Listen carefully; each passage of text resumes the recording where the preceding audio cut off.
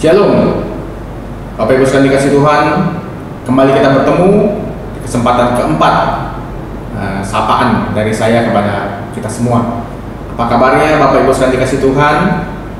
Tentunya kita berharap kita semua terus dalam keadaan sehat, dan terutama kita dalam keadaan setia taat pada Tuhan. Bapak kasih Tuhan, hari ini adalah hari yang luar biasa, karena saya akan menyampaikan sesuatu yang memang berkaitan dengan kalender gerejawi. Bapak Ibu kasih Tuhan mungkin tahu bahwa hari Kamis kemarin kita baru saja merayakan kenaikan Tuhan Yesus ke surga. Dan saat ini kalau berdasarkan timeline Alkitab, kita sedang berada dalam masa-masa penantian akan turunnya seorang penolong yang Tuhan Yesus janjikan pada murid-muridnya, pada kita semua. Sekarang kita tahu itu adalah Roh Kudus yang ada dalam hati semua orang percaya. Tapi pada saat itu di Yerusalem ataupun kepada murid-murid pada waktu itu, mereka belum tahu itu siapa. Dan ini saatnya mereka sedang dalam masa-masa penantian, yaitu peristiwa Pentakosta. Bapak kasih Tuhan, saya ajak kita semua membaca dari Kisah Para Rasul pasal 1 ayat 6 sampai ayat 8. Kisah Para Rasul pasal 1 ayat 6 sampai ayat 8. Seperti biasa nanti ada teks di layar kita. Maka bertanyalah mereka yang berkumpul di situ, "Tuhan, maukah Engkau pada masa ini memulihkan kerajaan bagi Israel?" Jawabnya, "Engkau tidak perlu mengetahui masa dan waktu. Ia ditetapkan Bapa sendiri menurut kuasanya. Tapi kamu akan menerima kuasa kalau Roh Kudus turun ke atas kamu, dan kamu akan menjadi saksiku di Yerusalem dan di seluruh Yudea dan Samaria dan sampai ke ujung bumi." Bapak kasih Tuhan, semua kita tentunya ingin maju. Semua kita tentunya ingin mencapai sesuatu yang bersifat positif dan selangkah lebih maju dari keadaan kita sekarang.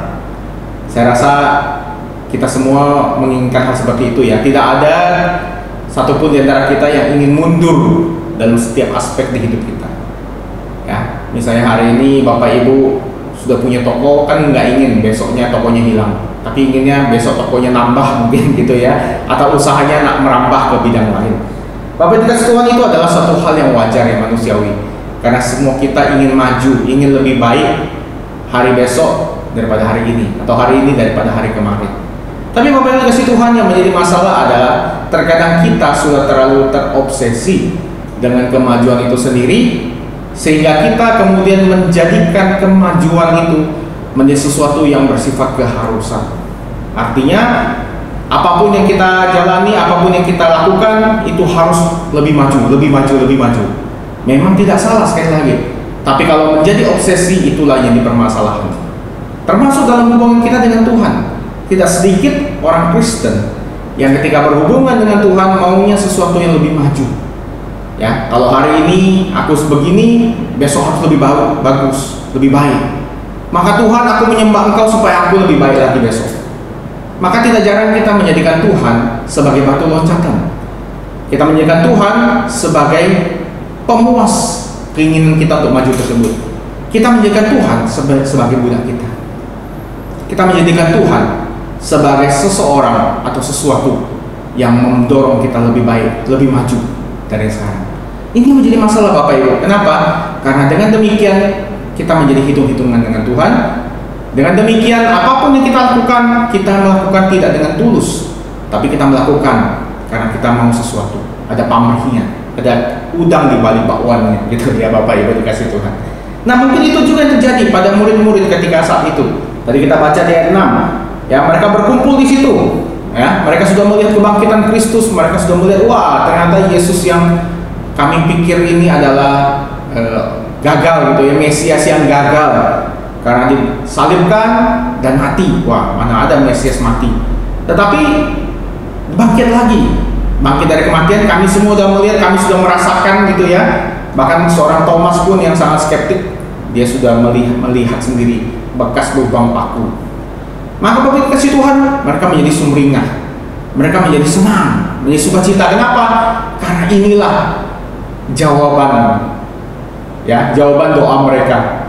Sebagai orang Israel, doa mereka hanya satu: kembalikan kejayaan kerajaan Israel di masa Daud, masa Salomo. Kembalikan kejayaan kami, sehingga kami tidak lagi berada dalam jajahan Romawi, tidak berada dalam kuasa orang asing, orang-orang kafir yang menajiskan bait Allah. Maka Bapak Ibu kasih Tuhan, mereka sangat senang dan mereka tidak sabar lagi. Wah, ini orang ini luar biasa, Tuhan ini ya, Yesus ini ya sudah bangkit dari kematian. Maka mereka bertanya, Tuhan, maukah Engkau pada masa ini memulihkan kerajaan bagi Israel? Mereka bertanya pada Tuhan sesuatu yang sepertinya sangat mulia ya, karena ini berkaitan dengan kerajaan Allah, teokrasi atau pimpinan Allah. Tapi sesungguhnya pertanyaan ini mengandung suatu hal yang mendukung apa yang tadi saya sampaikan. Mereka terobsesi dengan kemajuan diri mereka sendiri. Ketika Tuhan atau Yesus menjadi Raja Israel, mengalahkan pemerintah Romawi, maka mereka pun pasti akan dapat jatah ya. Sama seperti Pilpres mungkin Bapak Ibu ya, ada orang mendukung presiden, begitu presiden naik, dia minta jasa, Pak Presiden saya harus dapat sesuatu.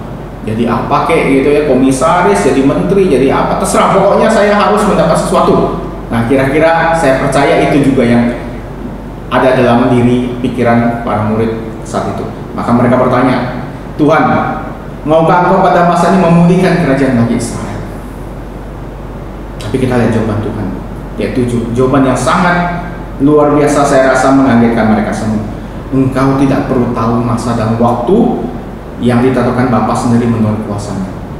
Di ayat 7, Yesus menjawab mereka secara implisit, secara tidak langsung. Yesus berkata, memang pada saatnya kerajaan Allah akan digenapi, akan berdiri. Pada saatnya kerajaan atau pemerintahan Allah akan terjadi, tapi bukan sekarang.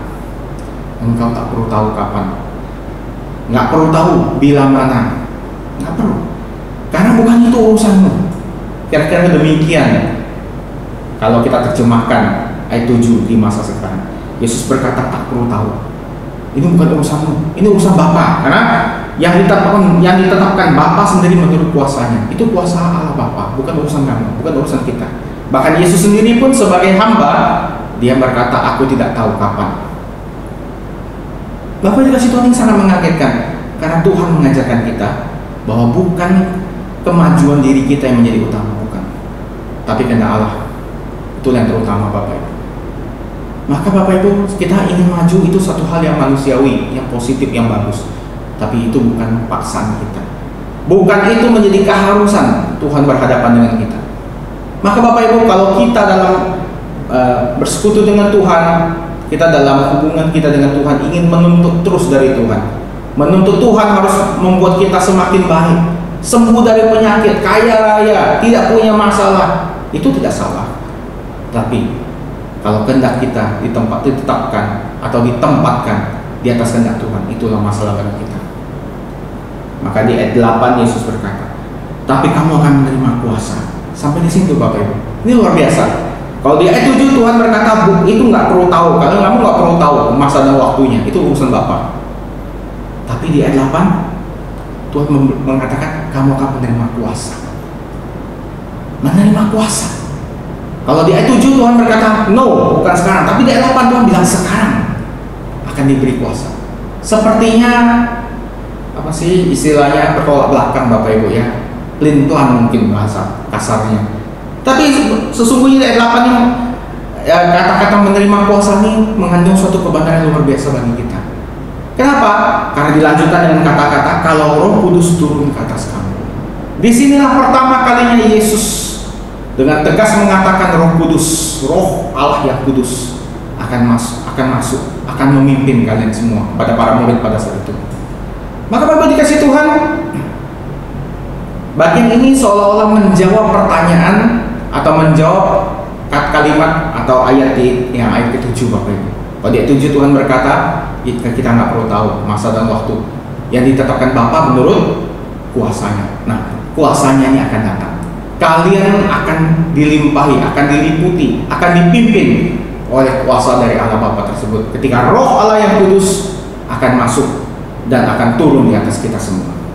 Nah Bapak Ibu kasih Tuhan, ini adalah suatu jawaban yang mungkin bagi para murid yang terkejut di ayat ke-7 merasa, oh ternyata Tuhan ini suka permain kata gitu ya, suka bercanda. Di ayat 7 dia bikin prank dulu sama kita gitu ya. Tuhan itu, Yesus tuh nge-prank kita. Dia 7 bilang, itu bukan urusan kamu. Aduh, langsung down. Tapi 8 bilang, tapi kamu akan menerima kuasa kalau Roh Allah yang kudus akan turun ke atas kamu. Wah, ngeprank nih Tuhan Yesus ya. Kalau ayat itu berhenti sampai di situ, memang ini prank namanya Bapak Ibu. Yesus lagi bercanda. Tapi kita lihat terusan dari ayat 8 ya. Dan kamu akan menjadi saksiku. Bapak kasih Tuhan, Yesus menekankan suatu hal yang berbeda dengan kehendak para murid. Kalau para murid berkehendak kerajaan Allah terjadi secara politik, secara militer, hegemoni kerajaan Israel akan berdiri teguh seperti zaman Daud dan Salomo. Yesus berkata, memang kerajaan Allah akan datang dan kamu akan menjadi pion-pion atau akan menjadi punggawa-punggawa dari kerajaan Allah tersebut. Tetapi kerajaan Allah ini bukan berupa hegemoni politik, kuasa militer, kemasyhuran secara duniawi seperti zaman Daud dan Salomo. Tidak. Tapi kerajaan Allah ada ketika kamu menjadi saksi. Di sini Bapak Ibu dikasih Tuhan, ada satu pelajaran penting yang Tuhan ajarkan pada kita apa? Bahwa ketika kita mengikut Tuhan, fokus kita sesungguhnya bukan semakin maju ke depan, bukan semakin naik ke atas. Ya, masalahnya kita ini ajaran surga dan neraka gitu Bapak Ibu. Jadi kalau surga tuh di atas, neraka di bawah. Maka kita nggak ada yang mau ke bawah, kita maunya ke atas gitu ya Bapak Ibu ya. Kalau kita ke bawah masuk neraka, kalau ke atas lantai surga. Padahal surga dan neraka itu bukan masalah atas bawah. Surga dan neraka itu bukan tempat yang seperti ya, kota Pekanbaru, kota Jakarta di bawahnya kota Pekanbaru. Kalau kita lihat di peta, atau Singapura di atasnya Pekanbaru, bukan. Itu hanya gambaran peta saja Bapak Ibu. Tapi kerajaan Allah atau surga itu lebih berupa kehendak Allah, kuasa Allah dalam diri kita. Maka Tuhan mengajarkan, ketika engkau mau menjadi punggawa, mau menjadi pemimpin dalam kerajaan Allah, maka engkau jangan berpikir sesuatu yang naik ke atas atau maju ke depan saja, tetapi menjadi saksiku, turun ke bawah, konsisten dengan apa yang dilakukan Tuhan Yesus sendiri, bukan? Dalam Filipi pasal 2 ayat 6-7, Paulus berkata, Kristus dalam keadaannya yang sama, setara dengan Allah Bapa, dalam keadaannya sebagai Allah, rela mengosongkan diri, meninggalkan semua atribut kealahan, meninggalkan semua privilege sebagai Allah, dan turun menjadi manusia, menjadi budak, menjadi hamba, berupa budak, sama seperti kita. Maka Tuhan Yesus mengajar kepada kita, ketika Ia mau melayani, Dia turun ke bawah, bukan maju ke atas atau naik ke atas, ya, bukan maju ke depan, tapi Dia turun ke bawah, Dia melayani. Maka esensi dari kerajaan Allah adalah menjadi saksi Tuhan.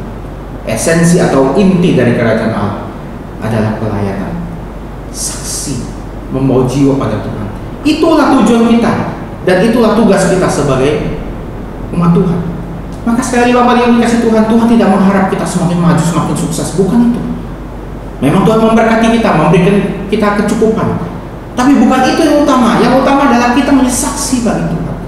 Nah Bapak yang kasih Tuhan, saat-saat corona seperti ini, bukan berarti perintahnya berganti. Wah, yang penting kamu bertahan hidup melewati corona, bukan. Tapi tetap menjadi saksi Tuhan.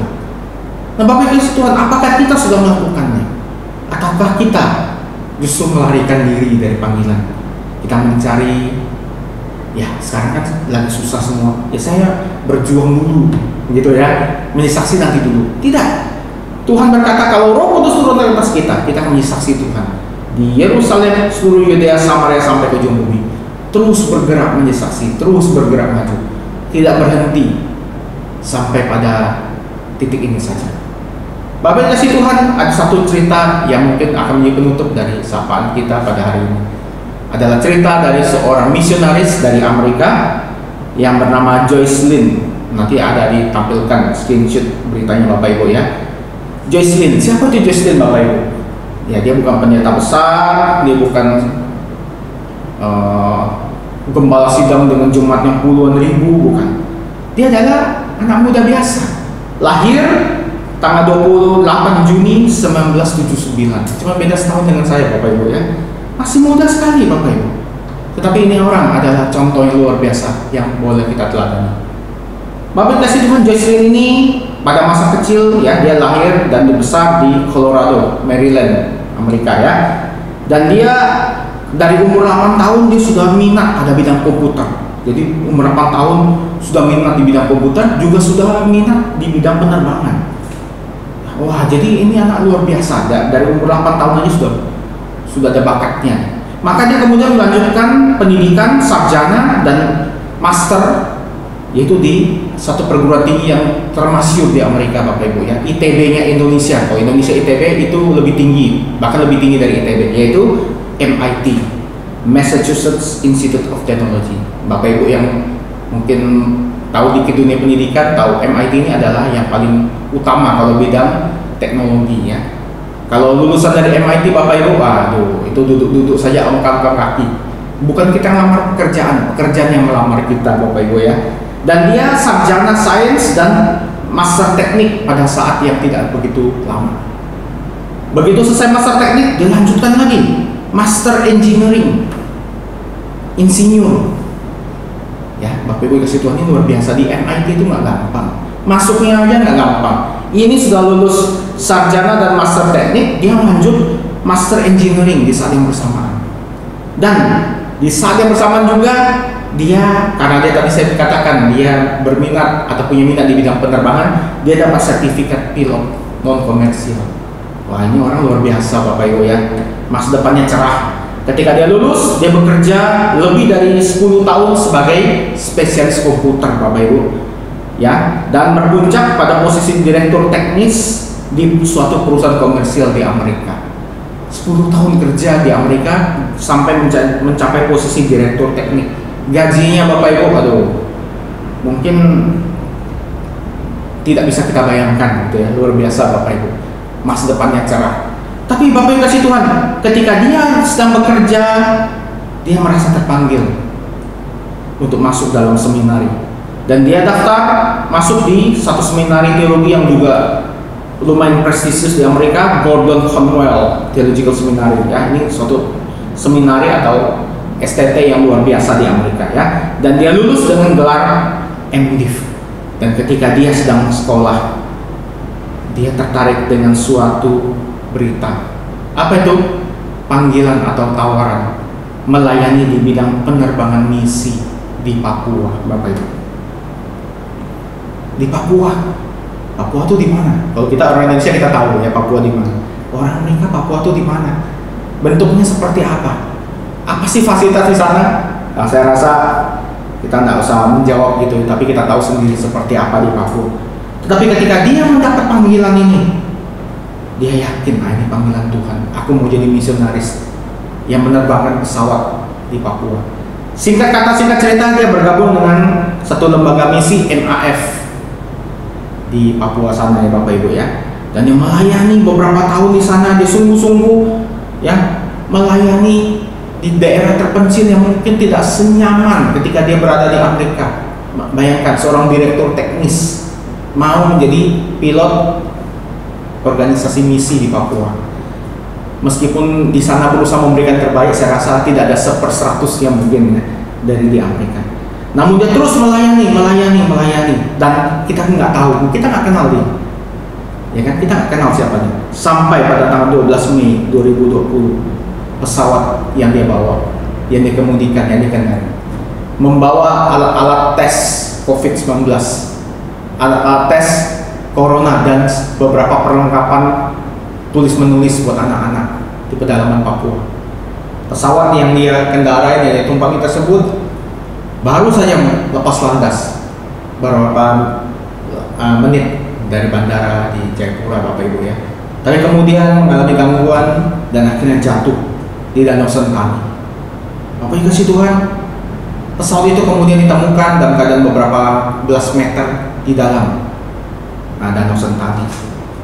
Telah gugur seorang Jocelyn, seorang yang meninggalkan semua kenyamanan hidup, meninggalkan semua prestasi, semua hal yang bisa dicapai dalam usia muda, dan meninggal dalam keadaan tenggelam di Danau Sentani, membawa peralatan tes COVID-19 dan juga beberapa alat tulis. Untuk siapa, Bapak Ibu? Apakah untuk orang-orang kaya di sana? Untuk mungkin pejabat-pejabat Freeport mungkin atau siapa? Tidak. Tapi untuk melayani suku-suku yang berada di wilayah terpencil di Papua, melayani anak-anak yang mungkin dia tidak pernah kenal seumur hidupnya. Baru kali itu ketika dia melayani Papua, dia mengenal mereka. Tapi dengan sepenuh hati, dia meninggalkan semua kenyamanan, meninggalkan semua pencapaian, prestasi, semua yang mungkin kita semua idamkan, cita-citakan, dia tinggalkan. Dan dia mati, dia gugur dalam keadaan melayani Tuhan sebagai misionaris. Apa kasih Tuhan, jikalau kita pada saat ini sedang berusaha mencapai suatu titik kemajuan kita, mencapai titik di mana kita ingin maju, itu tidak salah, manusiawi. Tapi kalau kita menjadikan itu obsesi kita, menjadikan kemajuan itu adalah hal yang paling penting yang kita harus dapatkan di dunia ini, maka sesungguhnya hidup kita sia-sia, Bapak Ibu. Karena Tuhan berkata, kamu akan menerima kuasa kalau Roh Kudus turun ke atas kamu, dan kamu akan menjadi saksi. Ketika kita menerima Roh Kudus, maka tujuan hidup kita, arah hidup kita, orientasi hidup kita hanya menjadi saksi bagi Kristus. Itulah tujuan utama kita menjadi orang Kristen. Jika itu tidak ada, Bapak Ibu, sungguhnya kita sia-sia. Maka Bapak Ibu kasih Tuhan, mari kita merenungkan di saat-saat menjelang Pentakosta ini, bahwa ketika Roh Kudus turun, apa sih manfaatnya bagi kita?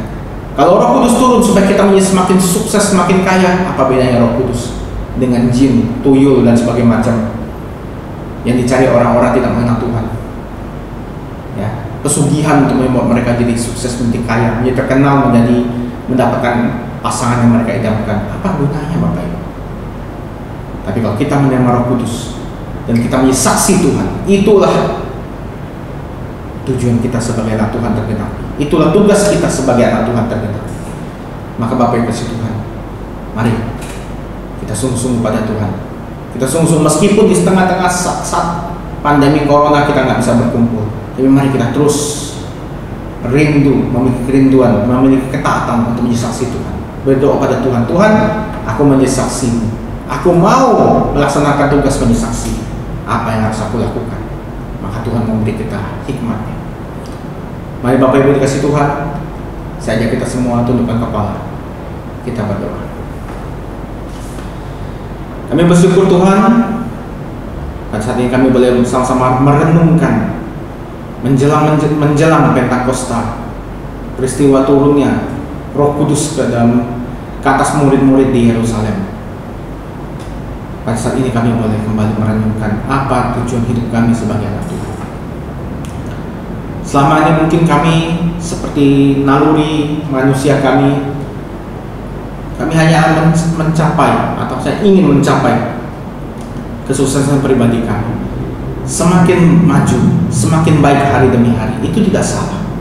Tapi ketika itu menjadi obsesi kami, menjadi tujuan hidup kami satu-satunya, maka hidup kami sudah keliru sebagai anak Tuhan. Bahkan mungkin tidak jarang kami memanfaatkan Tuhan untuk kesuksesan hidup kami. Ketika kami tidak mencapainya, maka kami kecewa pada Tuhan. Kami mencari jalan keluar lain, mencari Tuhan lain. Tuhan ampuni kami Tuhan.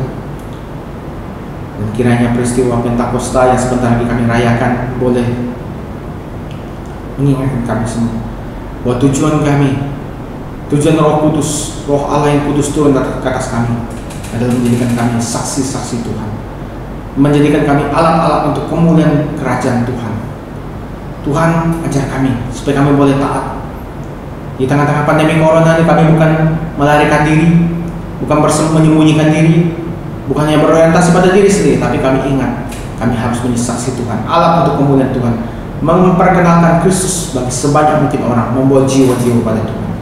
Terima kasih Tuhan, Kau berkati kami semua, biar kami boleh terus setia dan taat, serius menjalani panggilan sebagai anak Tuhan. Kami rindu hidup kami boleh seperti Joyce Lin yang mati ketika melayani Tuhan. Kami tidak ingin mati ketika kami sedang jauh dari Tuhan. Kami tidak ingin mati ketika kami sedang melakukan hal-hal yang tidak berkenan pada Tuhan. Tapi kami rindu kami mati dalam keadaan setia taat pada Tuhan. Kiranya Engkau terus ajar kami boleh belajar meninggalkan semua pencapaian prestasi yang kami kejar-kejar, dan kami mengejar kemuliaan Tuhan, mengejar tugas amanat agung yang Tuhan berikan pada kami. Terima kasih Tuhan, Kau berkati semua jemaat GKI Pekanbaru. Kau berkati mereka sedang kesusahan karena ekonomi. Tuhan, Engkau adalah sumber berkat. Biarlah kecukupan dari Tuhan menyertai kami semua. Di antara kami Tuhan, jikalau ada yang dalam sakit penyakit, Tuhan ampuni kami. Tuhan tolong kami kalau kami kurang setia, kalau kami menyalahkan Tuhan. Tapi Tuhan berikan kami kekuatan, berikan kami kelegaan, berikan kami kesembuhan dari sakit penyakit kami. Biar kami boleh percaya pada Tuhan, meskipun kesembuhan itu belum datang, kami tetap percaya beriman pada Tuhan. Tuhan berkati kami semua di tengah-tengah kondisi yang tidak mengenakan pandemi corona ini, kami boleh bertahan. Jagalah kesehatan kami Tuhan, berikan kami berkat tubuh yang kuat. Tapi terutama, berikan kami hati yang rindu melayani Tuhan, yang rindu boleh berbuah, menghasilkan buah bagi Tuhan. Terima kasih Tuhan. Engkau berkati semua jemaat GKI Pekanbaru maupun siapapun yang mendengarkan sapaan pada hari ini. Terima kasih Tuhan, Engkau berkati kami semua. Biar kami boleh terus taat dan setia pada Tuhan. Dan kami berdoa kiranya corona ini boleh segera berlalu, dan kami boleh berkumpul kembali seperti biasa tanpa ketakutan terjangkit corona. Terima kasih Tuhan, terpuji namamu. Dalam nama Tuhan Yesus kami berdoa. Amin. Bapak kasih Tuhan, seperti biasa kami mengundang Bapak Ibu jikalau ada yang ingin menitipkan pokok-pokok doa, baik itu untuk pokok doa umum ataupun pribadi, silahkan menulis di chat atau mengirimkan WA, menghubungi hamba Tuhan, majelis, pengurus komisi, bahkan fasilitator kakak Anda masing-masing. Dan jika di antara Anda yang mungkin mengalami kesusahan terdampak dari corona ini, jangan ragu, memberitahukan kepada fasilitator kakak Anda, beritahukan kepada pengurus-pengurus gereja. Dan jika Anda tahu, jika ada jemaat yang tidak terhisap, yang tidak masuk dalam kakak-kakak yang ada, namun mengalami kesulitan, hubungi juga kami. Kita bukan memberikan solusi yang maksimal, kita tidak bisa, tapi terus kita akan mencoba memberikan yang terbaik. Dan Bapak Ibu, mari kita saling membantu, saling menolong. Kita yang berada dalam keadaan cukup, biarlah kita membantu yang kekurangan. Bapak Ibu dikasih Tuhan, mari kita bersama-sama, kita terus bergandengan tangan. Di tengah-tengah pandemi corona ini, kita tunjukkan jati diri kita sebagai anak Tuhan yang saling mengasihi. Sampai jumpa di acara selanjutnya. Tuhan memberkati kita semua.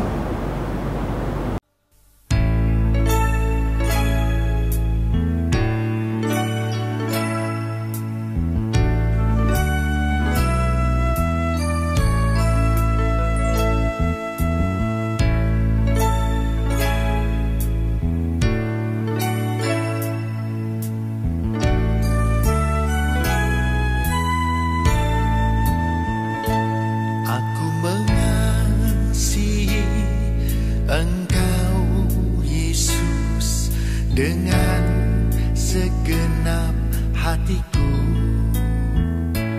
aku mengasihi Engkau Yesus dengan segenap jiwaku.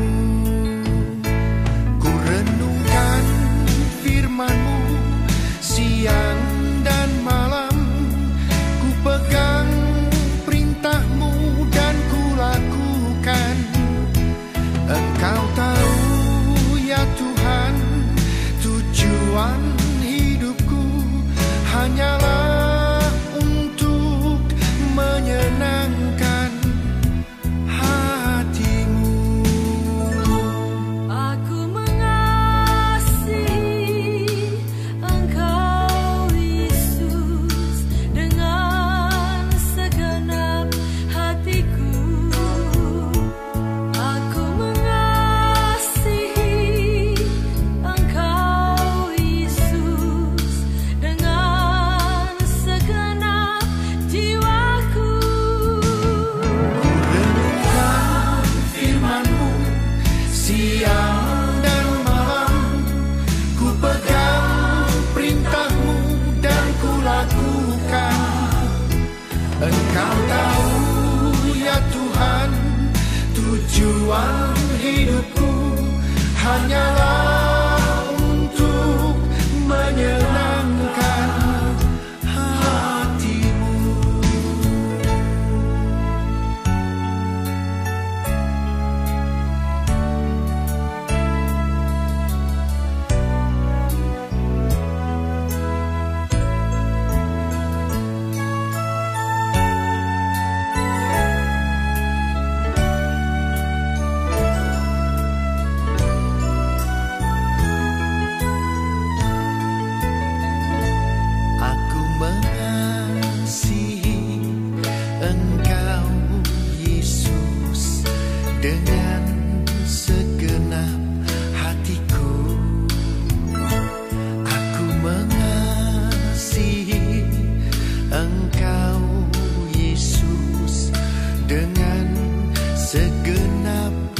jiwaku.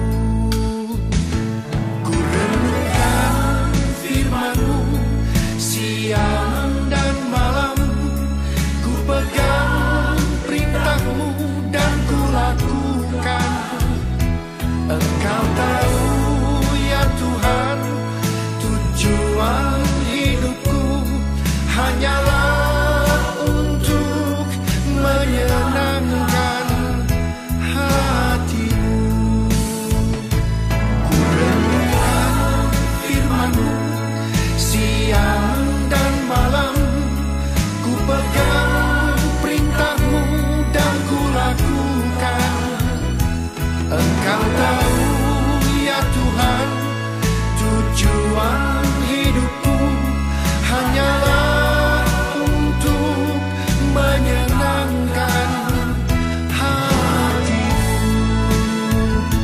Ku renungkan firman-Mu siang dan malam, ku pegang perintah-Mu dan ku lakukan. Engkau tahu ya Tuhan, tujuan hidupku hanyalah untuk menyenangkan hati-Mu. Menyenangkan hati-Mu, menyenangkan